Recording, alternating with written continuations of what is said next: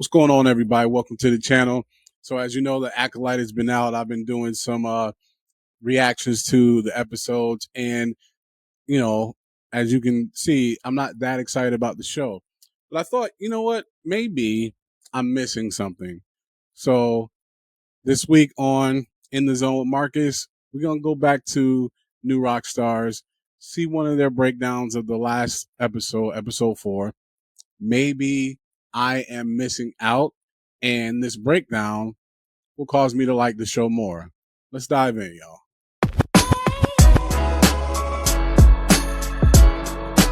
2, 1, let's go. Boom. Welcome back to New Rockstars. I'm Eric Voss, and this is a breakdown of Star Wars The Acolyte Episode 4, which offers even bigger clues about our mystery Sith, or at least bigger questions about Kymer. Let's break down this episode scene by scene for all the Star Wars Easter eggs and details you missed. And please support New Rockstars by grabbing one of our exclusive Star Wars designs from nerdwrite.shop. Like I have this great May the 4th themed Han Shot First shirt that I'm going to be wearing all summer long. Okay, this episode opens on Kofar, the remote planet where we ended episode 2, where the Wookiee Jedi Master Kel Naka has taken exile. The show's production filmed on Madeira Island of Portugal, an island off the coast of Morocco, never used in a major production before. It has a variety of terrains used for several different planets on this show. There's just something about the hills of this shot and the sea layer clouds and mist that matches the hiking trails that you can take on the island, where the ocean is obscured like this if you're up high enough. And I think that mist and the way the sun dips beneath it is used to excellent effect in this episode. Kel Naka returns to his Shrek-like abode, and before going inside, he gives one last look over his shoulder, perhaps sensing some presence watching him, because he will end up dead when we find him this episode. So the sign we saw. So that piece right there, man, I hope there is going to be some type of flashback or something, because one of the biggest things I was excited about this show is I was going to see a Wookiee Jedi, and I wanted to see him do some Jedi shit. And we didn't get to see him really do much, except for catch the gun and break it or whatever. So that was a huge letdown. Just like Carrie-Anne Moss dying in the first episode. What's that all about? Hopefully, we'll get to see him do some Wookiee shit. Not Wookiee shit, sorry, Jedi shit. Because, yeah, that sucked. All right, let's dive back in.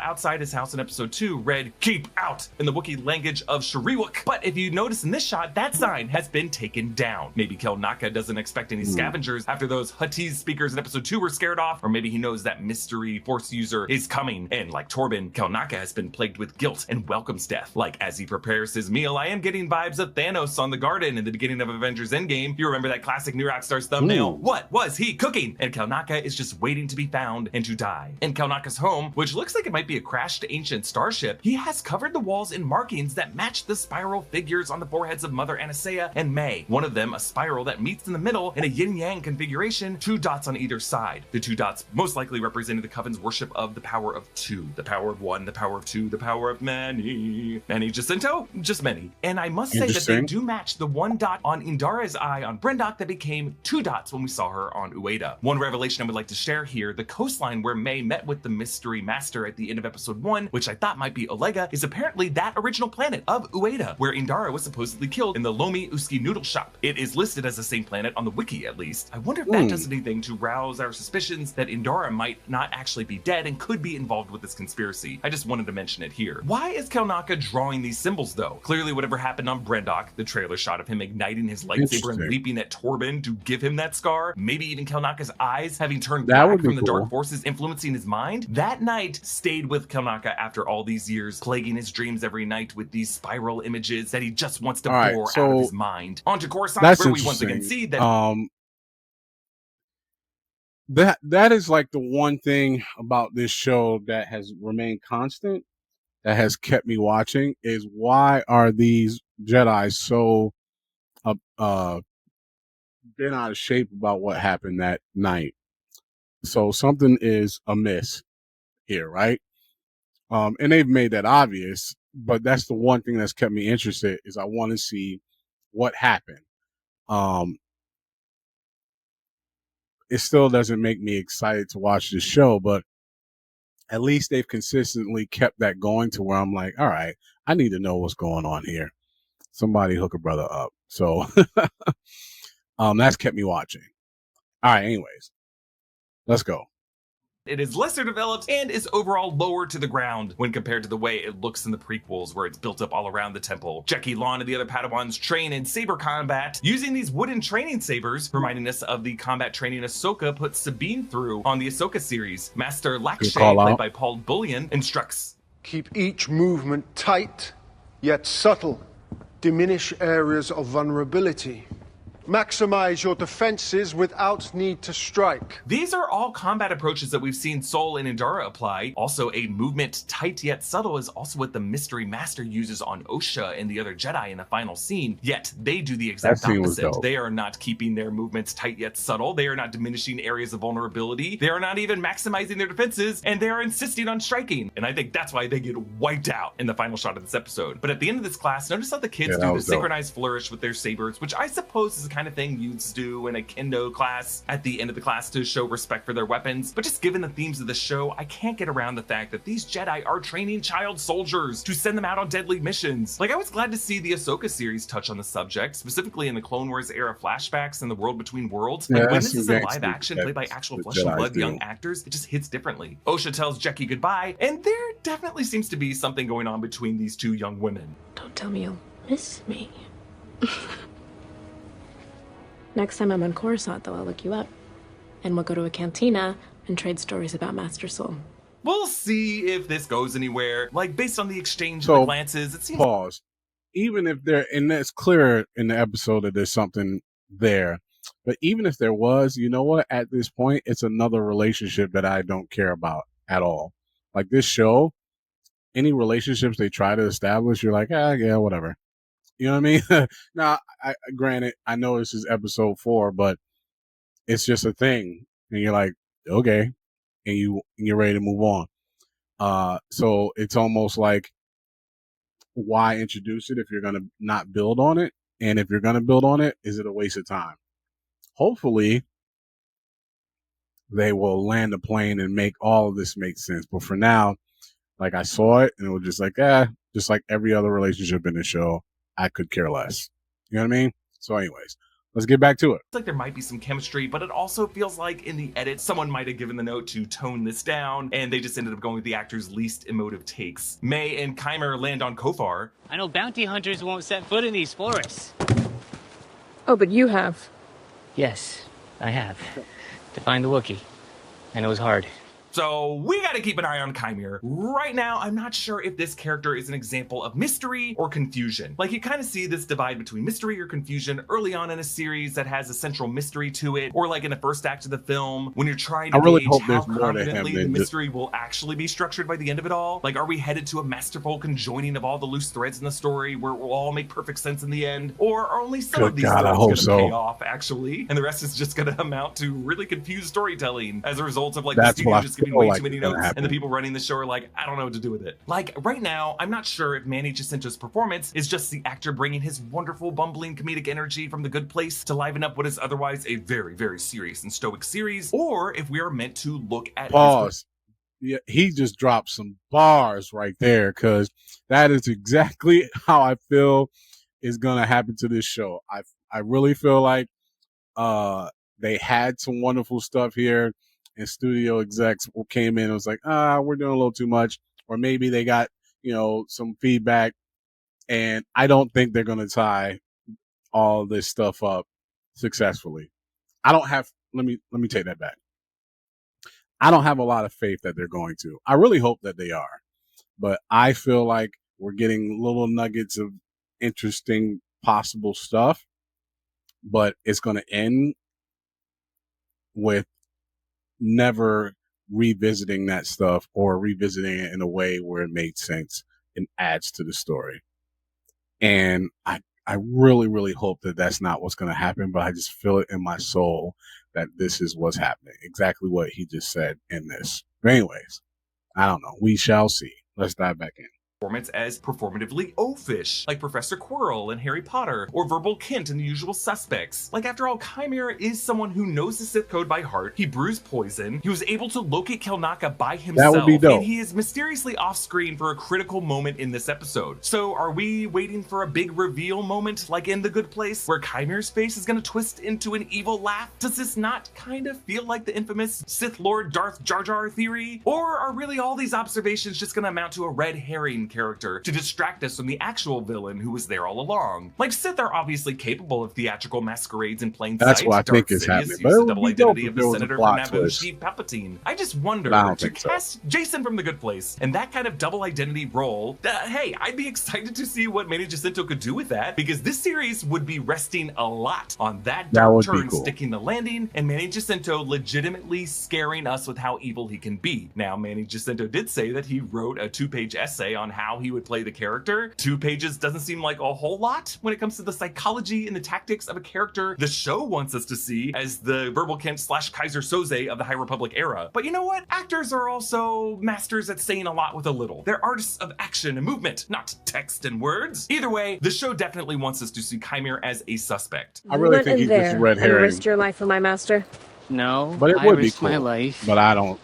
to help you. You know, I don't think your this sister is being gonna be a alive plot doesn't change twist. anything. You need to kill the Wookiee. You made a deal.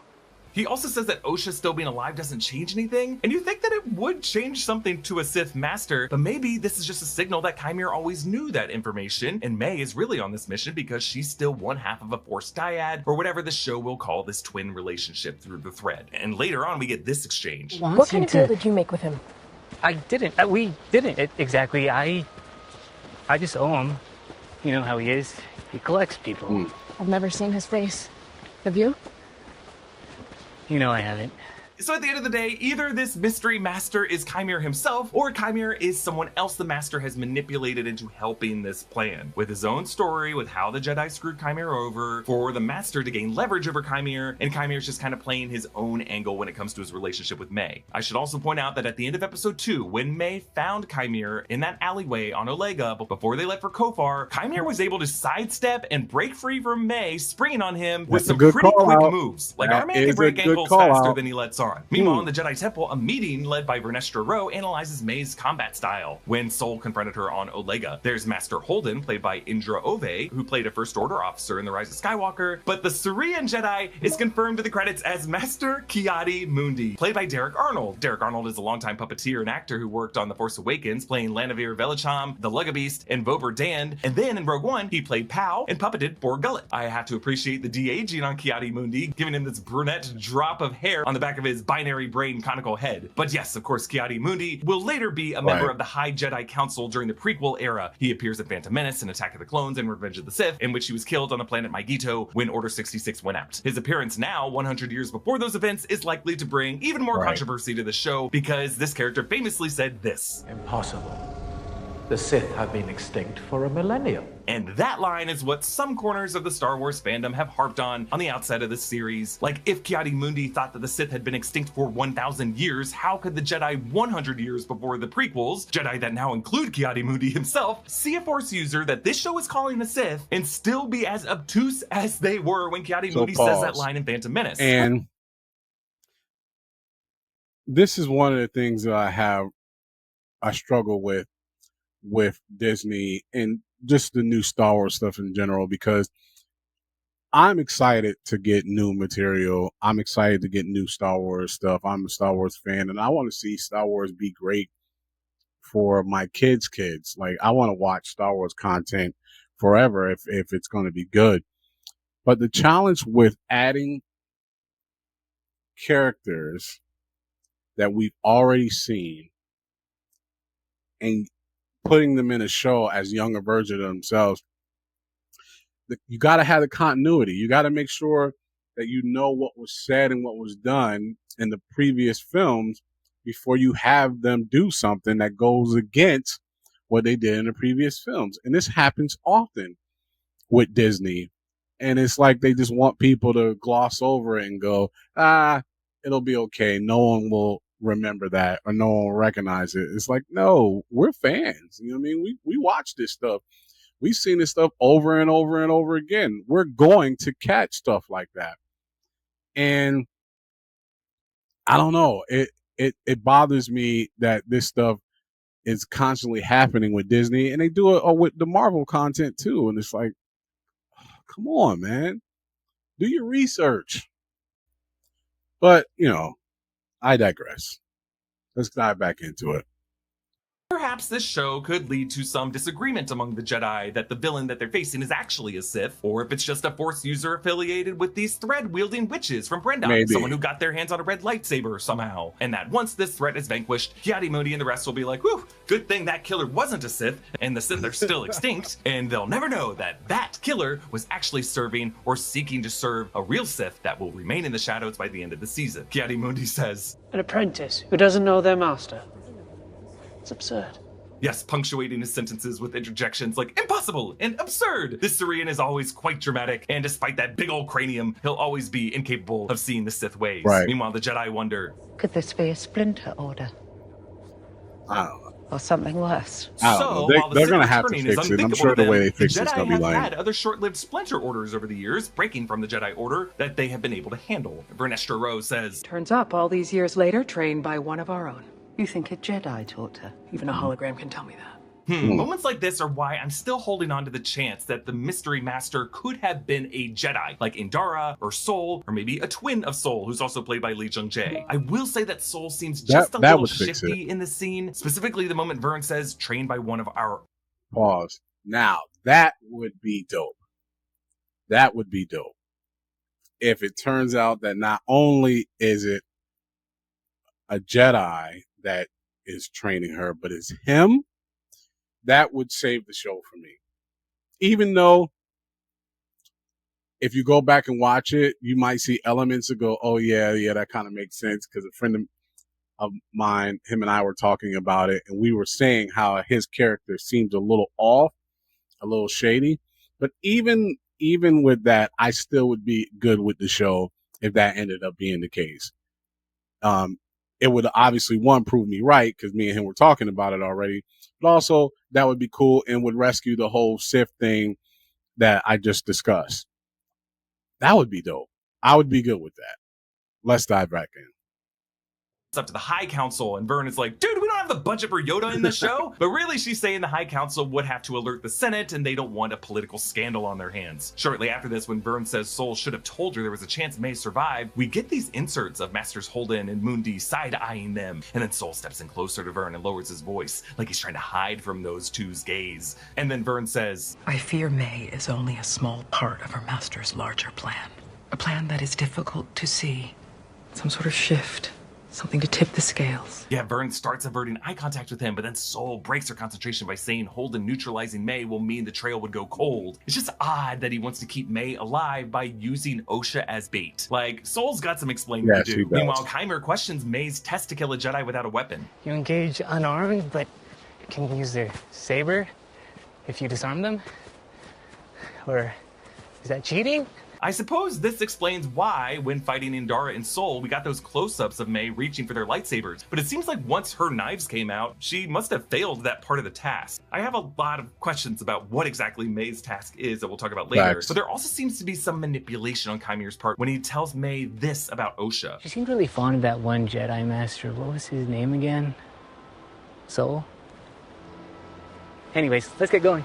When you go back and watch Kymer's one scene with Osha in episode 2 in the Apothecary, Osha never says anything or does anything to indicate that she was particularly fond of Sol. I don't know where Kymer is getting that. I think he's saying this because he knows how taken Osha was with Sol when the girls were younger on Brendok. Obviously, Kymer knows way more than he's letting on. That's dope. That's dope. That's dope. Yeah, that's dope. I like that. That's a good angle. That was a good call out.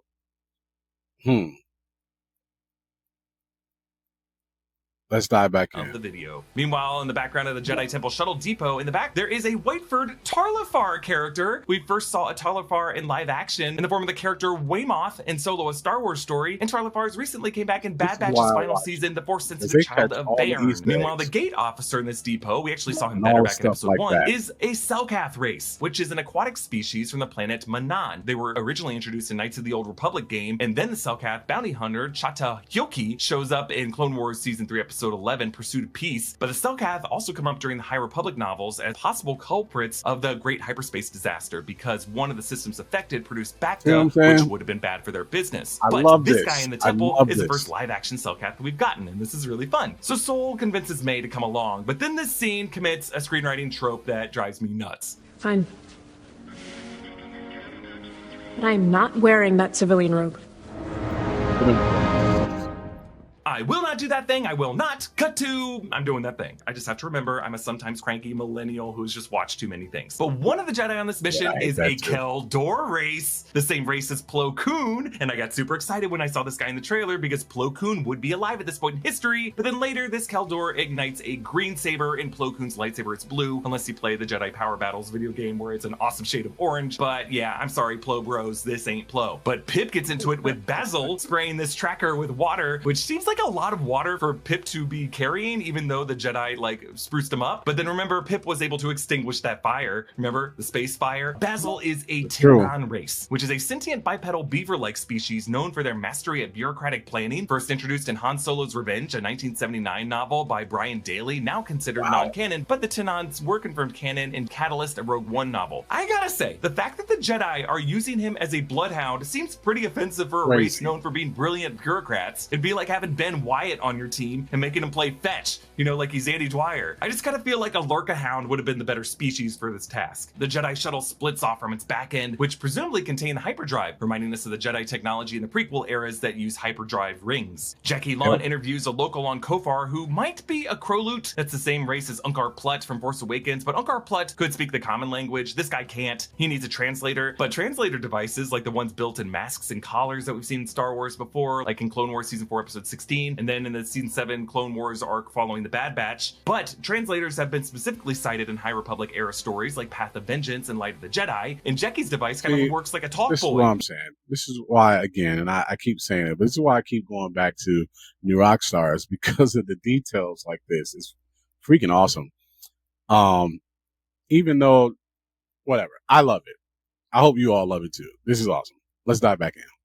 You know, the device every 90s kid wanted after watching Home Alone 2. Similar to what May and Chimera sensed before, Sol and the other Jedi sense a mysterious darkness in the tree line. Kelnaka is in there.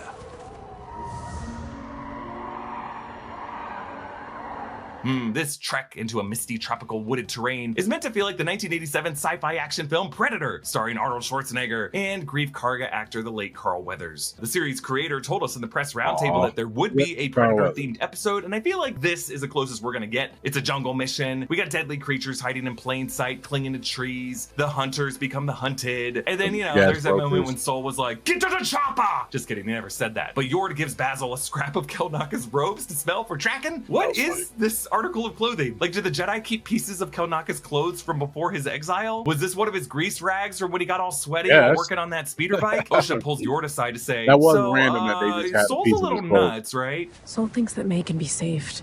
Master Sol is a wise Jedi. You must have reason to suspect May will listen to what you have to say. By the way. Osha gives Yord permission to basically kill her sister if it comes to it. While Yord began the season as a stiff rule follower, dimmed the pitfalls of Jedi thinking, if Sol ends up being compromised in some way, we're all gonna have to look to Yord to be, you know, kind of that character like the TSA agent Rod from Get Out, like the uniformed inside man who could end up saving the day. Or maybe they're just setting up Yord to be killed off. Sorry, Yord Horde. Then they pass a grove with these bulbous creatures latched to the trees. These are Umbra moth, according to the closed caption. While these seem to be new to Star Wars, Umbra is a Latin root meaning shade or shadow, so shadow moths or shade moths, because like maybe they're always talking shit. I'm just surprised that only Osha and none of the Jedi could sense these living creatures in their midst. Like maybe they attributed those vibes to just there being this weird fungi on the trees, and all their senses are dialed up on this dangerous mission. I just think the Jedi are clouded by fears that Osha isn't necessarily clouded by. They learn that the Umbra moths are attracted by the light of their lightsabers, which might tell us something about why Kelnaka chose this good point. force to hide behind? Was he equally afraid by anyone in this world currently who we thought would be using lightsabers, like his former Jedi companions, Sol and Indara, as he would be afraid of anything else out there? Osha tells Jeki that she was still force sensitive enough to sense the upper moths and feels bad that it's now dead. Jeki says this: "It's always an honor to get to witness anything or anyone transform into the Force." That's quite an odd sentiment, considering it an honor to watch something die regardless of the circumstances, but it is a similar sentiment to what Yoda told Anakin in Revenge of the Sith. Rejoice for those around you who transform into the Force. For the Jedi to require each other to not properly grieve the death of a loved one, to see it only as a celebration of their now unity with the Force, it's such a denial of basic human instinct and our body's natural healing process. It's like skipping directly to acceptance in the 5 stages of grief. No wonder why Osha and Anakin bristled with the Jedi Order on this point. They were right to feel the way they did. May explains to Chimere more about her master's directive to kill a Jedi without a weapon. He calls it the final lesson. He says, your final lesson is when you teach yourself. You will kill a Jedi without a weapon.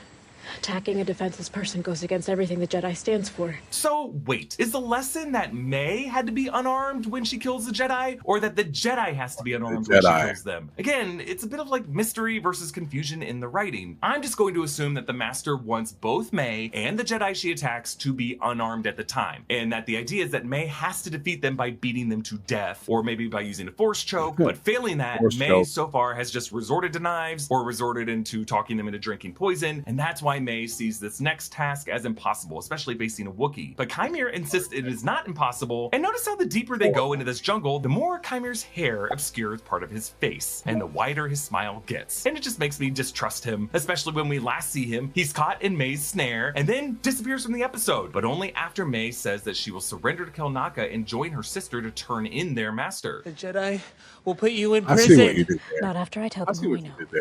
He'll kill you. He'll kill you is the darkest we have seen Chimere get on the show, but it's just hard for the actor to be So intimidating in this. So did anybody else feel this way? And you can leave comments below, but her switch from being sold out to pleasing her master to just having an aha moment and realizing, aha, this is impossible. I'm not going to do it anymore. I just felt like that change was lame, and not earned. Like they try their best to have her explain why she's like, I'm good. This isn't going to work. I'm not going to be able to do this. This is impossible. So I quit. But it was just, I don't know. It just seemed so sudden and it wasn't earned and I didn't believe it. You know what I mean? Maybe that's just me, but I didn't believe it at all. I was just like, wait, what? After all you've done, just like that, you're going to go, it's a Wookiee Jedi. I can't deal with him. Are you kidding me? The other two was cool, but this is where I draw the line. Ain't no way in the world I'll be able to kill him without a weapon. So, bye, Felicia. I don't know. I didn't buy it. What do y'all think? But anyways, let's get back to it. Moment, because he's literally hanging upside down. So we don't really know if we should read his helpless struggling as sincere or just an act for May to not suspect him. But the Jedi lose Basil, and Sol senses some darkness in the woods ahead. You're not going to face her. You're going to face your past. Both of us will. He promises that once they get May safely to the ship, he'll explain everything. Further evidence that the mystery master will be someone personal to Sol and what they did on Brendok, which will likely be re-examined in next week's episode 5, presumably the Rashomon-themed episode that the showrunner has been talking about, where we'll see multiple unreliable accounts of what really happened, is where those answers will actually come. Some have pointed out that we did not see Mother Coral among the bodies. I don't know if those Zabrak horns would fit under the helmet. May trips in front of Kelnaka's home in front of these fungi that we saw in episode 2 that release these interesting green spores, but Basil roars to alert the Jedi. May finds Kelnaka already dead from a fresh lightsaber wound. It's still smoking around his chest, and a dramatic red light from the setting sun is cast across his chest, marking him in the same red light that Vernestra Rose holoscreen marked Indara and Torben. So this whole idea of a race to the next target just to find them already dead or indisposed is a classic step in a mystery story structure. From Rian Johnson's Knives Out, when Marta and Ransom rush to find the housekeeper Fran just to find her drugged in a chair and Fran shortly after this dies, or in Glass Onion, where the midpoint of the film is what we think is Helen's death, or in the movie Clue, when the guests go room by room finding the bodies of Yvette and the policeman and the singing telegram girl having all been killed around the same time when the lights went out. 3 murders. 6 altogether. Yeah. This is getting serious. Leslie Headland cited Rian Johnson as an influence, a fellow Star Wars director turned murder mystery storyteller, because Headland's first writing job was on the FX series Terriers, in which her first script was an episode that Rian Johnson directed. A few moments later. Master need to finish the job on Kelnaka before May could even have a chance at it. Did Kelnaka off himself? Did Kymir just do this after he learned what May was going to try to do? Or did Kymir alert the mystery master that May planned to betray them so that that master, who would have had to be hiding nearby, could swoop in and make the kill before May got there? May realizes that her master is already there, and I love how the setting sun disappears and everything goes dark in this moment. The Jedi surround Kelnaka's home to force May to come out, but when May doesn't show herself, out of fear, Sol instinctively turns around and sees this terrifying shot of Osha, who Yord instructed to stay behind them, now the closest among them to this nightmare. Yeah, that shot was dope. The mystery master floats down from above like a freaking ghost, or the predator camouflaged in the tree line. It's so creepy, the shot. And as this mystery master stands before Osha, Jeki and Yord don't even know what it is. This Sith ignites their red saber from behind Osha's head in this profile shot and then brings it in between them, slightly lighting the helmet. This helmet is cracked and corroded and large enough in the back to accommodate a number of different head shapes, and it has a curved metallic opening in the front that looks like a wide, toothy smile. This is the mask of someone playing all of us, laughing at us. This figure doesn't stand that much taller than Osha though, and matches the height of Carrie-Anne Moss or Manny Jacinto when either of them are standing beside Amanda Stenberg in cast photos, but the other Jedi ignite their lightsabers, seeing a mix of blue and green and yellow, and again, the Keldor's is green, it's not Plo Koon. The master raises two humanoid fingers, skin darkened, and tosses Osha aside like a rag doll. Interesting that in this moment it seems like they don't need Osha, and then quickly they turn their helmet back to the charging Jedi and emits this blast that blows them all back. So let's look closely at these fingers. This episode did give us a close-up of Manny Jacinto's fingers when he was going to get water. Lee Jung-jae's fingers were covered in a glove when he placed them on Osha's shoulder. I think they want us to look at these characters' fingers and do this analysis. Obviously, the Sith cannot be Sol himself because Sol is right here. Can't be in two places at the same time. I will just say that these hands just look a bit that doesn't more mean he doesn't male know to this me person than they do female. Whether this mystery master is Kymir, a twin of Sol, a not actually dead Indara, Coral, or someone else, we know that they must be humanoid, someone not that much taller than May and Osha, and probably not Plagueis or Tenebris themselves, but someone else trying to get the approval of one of those Sith, and that based on Ki-Adi Mundi being aware of this incident, someone that this show will write off as not a Sith by the end of the series, so that they can sweep this under the rug by the time we get to Ki-Adi Mundi in the prequels. Comment down below with your thoughts, and starting next week, our Acolyte breakdowns will come out on Thursday. Another great breakdown. I agree. I think that there's something amiss with that Jedi, and he knows this person. Because, and me and my friend were talking about this, but if you look at the episode 2, the way all those bodies were dropped and not burned, something went down. You heard the screams, and then bodies dropped, and then you go upstairs and everybody's laying there. Fire didn't kill those people. Something else killed those people. All those Jedi and witches. So, not Jedi, excuse me, all the witches. So obviously we're going to find out who it is, but those Jedi saw something. And it was enough for them to feel guilty, and why they have all been plagued by whatever happened that day. And it's, again, that story is interesting enough for me to continue to watch the show, but the show itself has only been okay, and it's only because I want to know what happened and I continue to watch it. But this breakdown, I will say, and this is why I ran to it, I will say this breakdown made me appreciate what I've seen up to this point way more than I had. So thank you, new Rockstars, because now I appreciate the show a little more than I did prior to watching this breakdown. I'm still not like, oh my God, yes, this show's the greatest. But again, there's enough there that I want to watch the next episode to see how this goes. I really, really hope they land the plane on this, and I hope it's not obvious. And I hope they don't just brush everything that they started under the rug. But we shall see. Let me know what y'all think of the show. And also let me know what you think of New Rockstars episode. Thanks for watching, everybody. Do me a favor. If you like the content, click that like button and subscribe. And share with others. We have a big goal of reaching our first 1,000 subscribers, and we need your help. So again, if you like what you see, click that like button and subscribe for more content. And share with others who would also like this content. Until the next one.